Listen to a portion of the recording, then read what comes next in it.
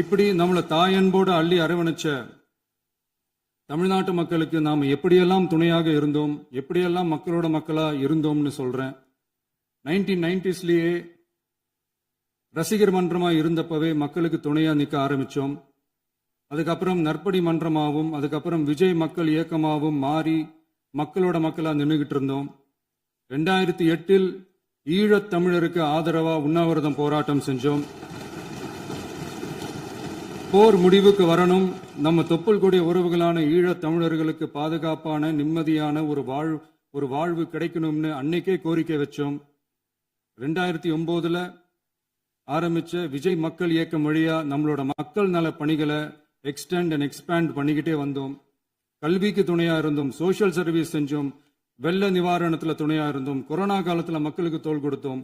விலையில்லா விருந்தகம், குருதியகம், முட்டைப்பால் ரொட்டி திட்டம், விழியகம், பயிலகம், நூலகம், இப்படி பல வழியில மக்களுக்கு துணையா இருந்தோம்.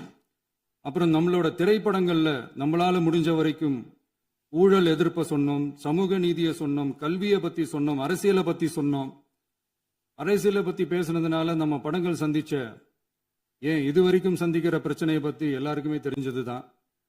இது மட்டும் இல்லாம 2011 நாகப்பட்டினத்துல மீனவர் பிரச்சனைகளுக்கு ஆதரவா ஒரு பெரிய பொதுக்கூட்டம் நடத்தினோம்.